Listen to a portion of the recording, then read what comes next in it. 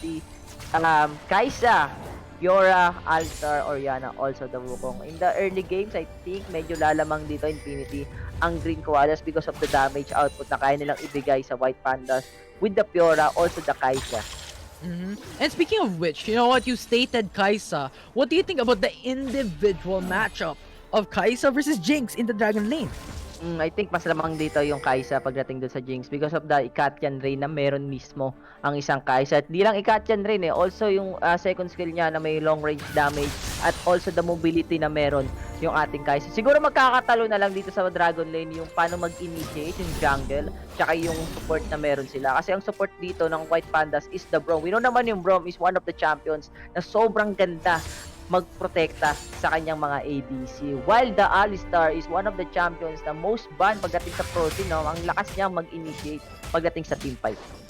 Absolutely. And speaking of initiate, when you're looking at White Pandas, you have Yasumi with the Orianna for the Shockwave, you have Braum with the Glacial Fissure, you have Wukong for the Cyclone, and you also have Malphite for the ultimate. So basically, it's a setup all around. But speaking of setup right now, it's gonna be Green Koala going in for the 4-man roam, going in for the knockback onto Angela Lila, and that is gonna be the first blood going to the side of Green Koalas, and they're taking it home for the first blood.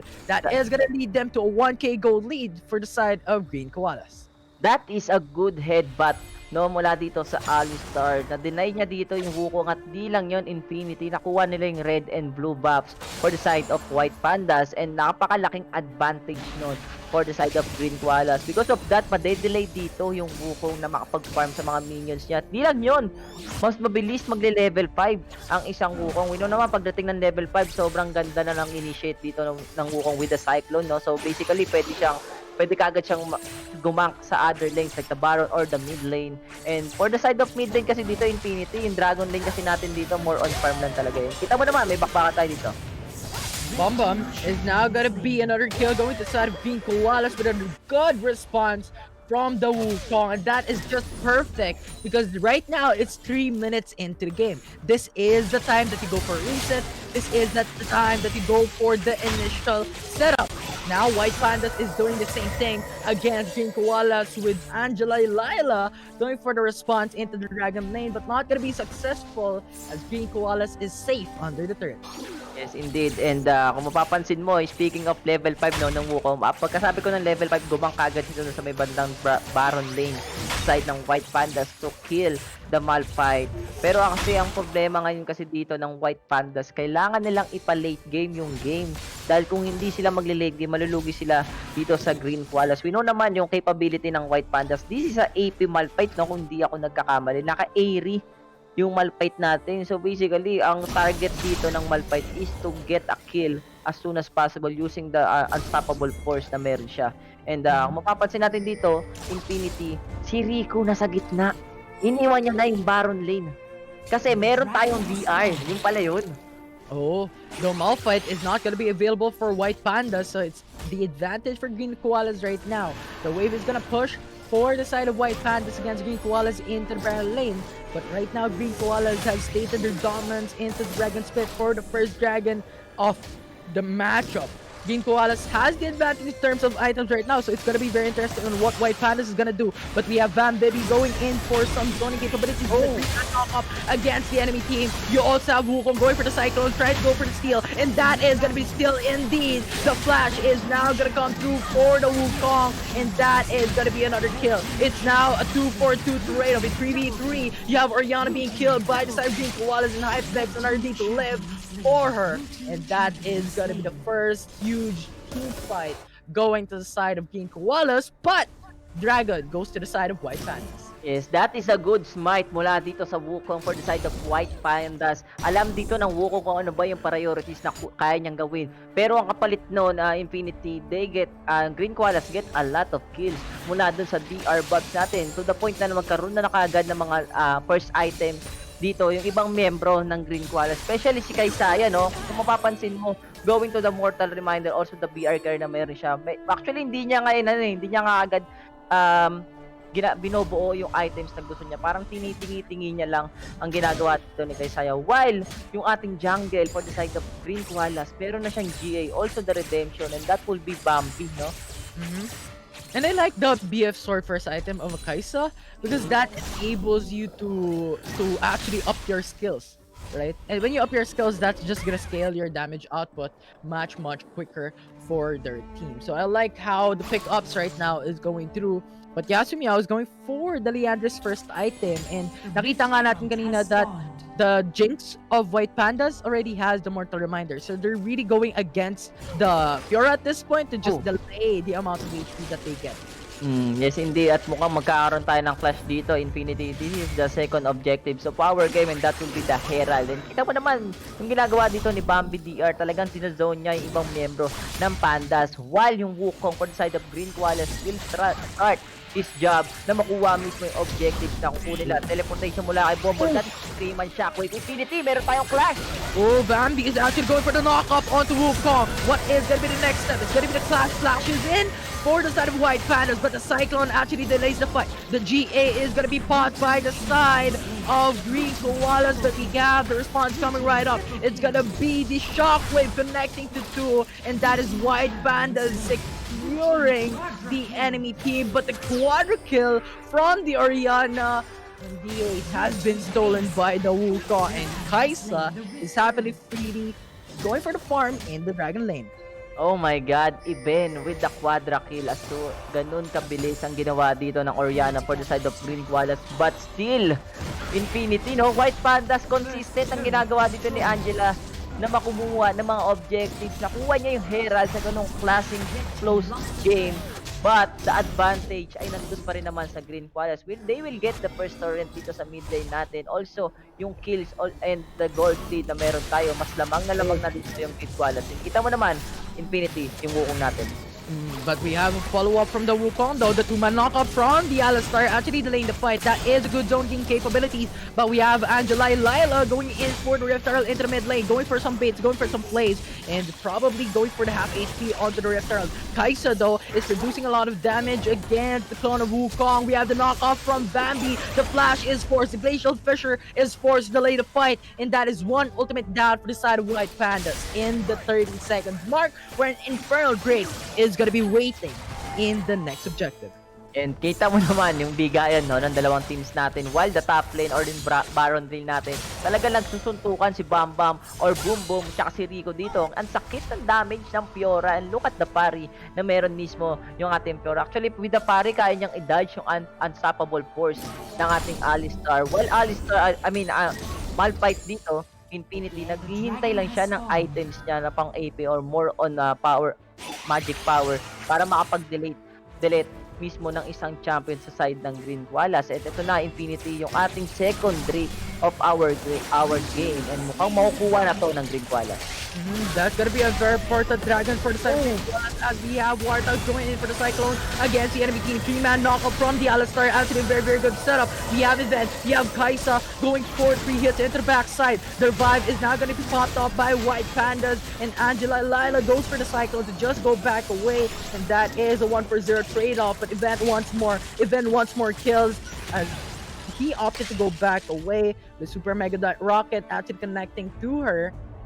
That would be 1-for-0 trade-off and an Infernal Drake for the side of Green Koalas. Grabe ang clash na ginawa ng Green Koalas after they get the DR dito sa may bandang baba natin. Ang ganda rin ng Cyclone Infinity ng Wukong dito to get a 2 knock-up for the side of White Pandas. At Iben, mukhang napapalaban siya dito sa ating unggoy. Hindi lang isa, hindi lang dalawa, kundi tatlo, Infinity with the Zonya. Interesting shockwave.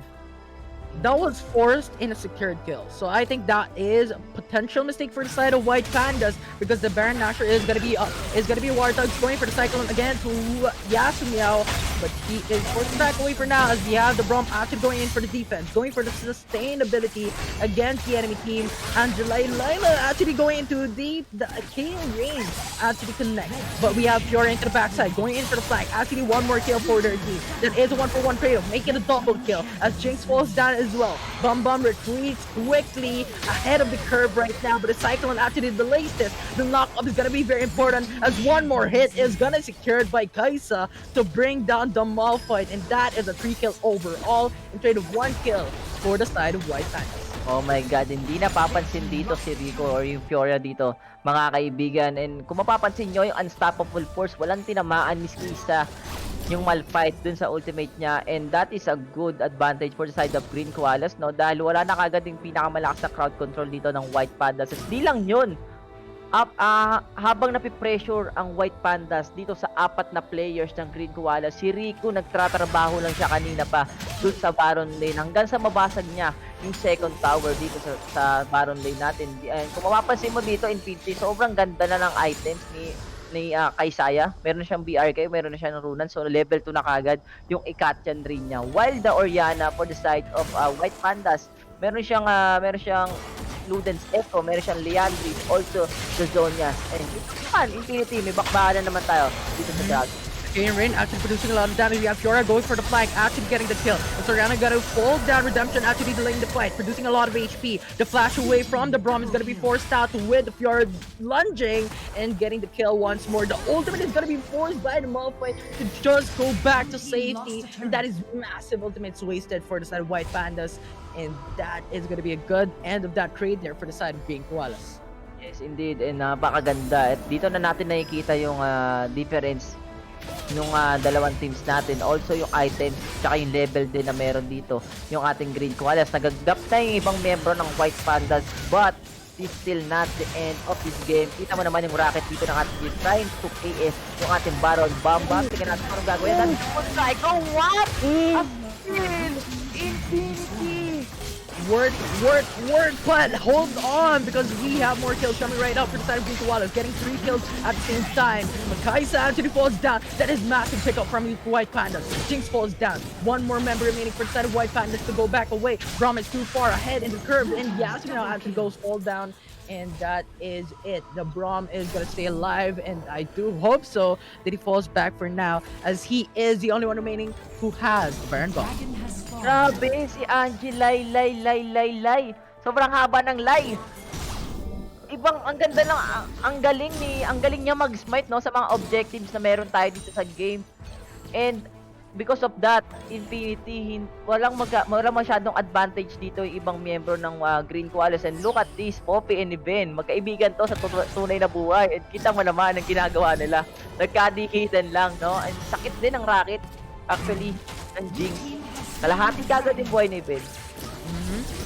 Now, we have Kaisaya and Ben actually hovering into the mid lane, trying to go for the push, trying to go for the kill. GA is going to be caught by Warthogs and the Alistar, and Wukong is not going to stay alive, as we have now more pressure for the side of Green Koalas.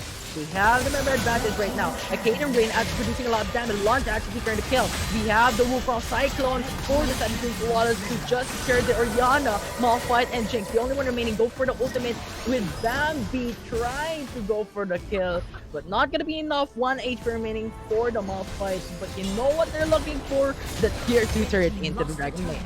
Yes, indeed. Talagang ito na yung clean up na ginagawa mismo ng Green Koalas for the side of White Pandas. Talagang kinukuha na nila lahat ng auto turrets dito ng White Pandas para ma-open mismo Infinity, no? Yung mga neutral minions na meron tayo sa mapa. At hindi lang yun. Pag nakuha mo yung mga second towers dito sa game natin, sobrang laki ng chance na makuha mo na rin yung mga resources mismo ng White Pandas. And because of that, mas lalaki pa ang lamang nyo dito sa ating laban. And take note, wala nang outer turrets ang White Panda dito. So basically, sobrang open na ng mga jungle ng White Panda. And kung mapapansin din natin dito, Infinity, pagdating sa gold bid, sobrang laki ng lamang ng Green Koalas. And I think one of the mistakes right now for the side of White Pandas is their lack of vision. If you're looking at the map, look at that. Green Koalas has the vision onto the Dragon's Pit, has the vision near the base, has vision all around, wherein White Pandas only has one in their very own jungle. So that's going to be very important to take note, as we have Bambi actually having their sights onto Fofi right now, and Ben actually catching right up to go for a quick response if ever a fight occurs, but they're opting to back away for now, as White Pandas is at a massive disadvantage of 17k gold lead. Gumamit ata ng shockwave si Iben dito sa side ng Green Koalas. I think that is a misclick mula dito sa Green Koalas. Nagamit ni Iben yung shockwave niya. So basically, White Pandas, pwede pa nilang papaliktad to. Walang ultimate si Iben dito. Kasi kung mapapansin mo, Infinity, sobrang sakit na rin ng Oriana dito ng Green Koalas. And because of that, parang merong mercy na nangyari sa White Pandas dito. Pero tignan natin kung ano bang mangyayari. That is a good pulverize para dito sa Alice na Infinity. Meron tayong clash. The knock-up is gonna set up a play. That killer instinct is actually very good from Kaisaya. And now they're down 4 members left for the side of White Pandas, making it 3 as Fjord actually secured 1 more kill. But the trade-off is gonna occur. Fjord falls down. Hypex TV flashes away in that very instance that she is gonna fall down. That is gonna be a 1-for-1 trade-off. And White Pandas has secured a massive kill, a massive gank against Green Koalas with Riku actually falling down. Yes, that is a good trade for the both teams. But, nakita mo ba yung shockwave din ni Yasumiao? Sabi ni Yasumiao, kung nagkamali si Eben, magkakamali rin ako. Wala rin tumamang shockwave dahil yung bola mismo ng Oriana ay nandun sa ating Wukong. Which is yung Wukong wala ng buhay kaya nag-back. And this is a good BR para dito sa Green Koalas. Ngayon, wala nang steal na magaganap dito for the side of White Pandas. And I think napakalaking halaga nito for the side of Green Koalas para mabasag nila yung mga third torrent natin dito sa ating game. And kung mapapansin ko, Infinity yung items na meron tayo. Hype Bex with a Mortal Reminder, i.e. also the Runans. With a Quicksilver, I think mas better siguro kung nagano na lang siya, no? Nag-Anzonia, then go for the GA na meron tayo. Absolutely. It gives you more sustainability and it gives your teammates more time to actually go for responses. And going back a bit, kaya wala tayong steal na nakita is because the ultimates of the Wukong is not going to be available. The Shockwave is already used and no response. Nawala din si Malphite to go for the ultimate into the Baron's Pit. So I think that was a smart move from NXP Angela Lila to just fall back a bit. You know what? Let's respect the enemy team. We don't have a setup. We don't have the Cyclones to actually go for the steal. Yes, indeed. And ito na yung ating third game. And kita mo naman! Insta-killer instinct, insta-pop off for the GA. But now we're gonna have more fights coming right up into the mid lane. We have Warthogs going for the knock-up against Fofi. Even goes for the poke against Malphite. Half HP and just a single skill of an Oriana just proves them right with the items and the gold that they are at. 19k gold league against White Pandas, and to add on to all that, you also have the Infernal Drake for their team right now. So that is massive advantage. Shockwave is gonna connect. Braum is gonna fall down. That is 4v5 situation right now. As Fjord's going for the split push into the Dragon lane. Warthog's event going for mid lane pressure right now against White Pandas. Oo nga, no? Walang life steal si Hypex dito. Kaya pala hindi rin siya tumatagal dito sa laban natin. I think kailangan niya dito ng life steal like a Bloodthirster or the Death Dance or BRK. Actually, pwede pa rin naman ng BRK even though na-nerf siya dito sa mga previous patch natin. Pero as of now, with the Infernal, with the Elder, also the BR buff na meron ng Green Koalas, sobrang laking ahead na mismo dito ng blue team natin. And speaking of blue team, basag na yung gitna, Infinity! Ooh, the Cater Rain actually goes around obliterating enemy HP. Now the GA is gonna be popped. Malphite is not gonna connect to anyone as Cyclone is forced back away for now for NXP Angela Lila, and that is gonna be indeed worth it for Green Koalas as they are gonna go in game number 1 against White Pandas in a very dominating fight against your enemy team. What a game, ladies and gentlemen, para dito sa both teams natin. But Green Koalas will get that game. Look at the score.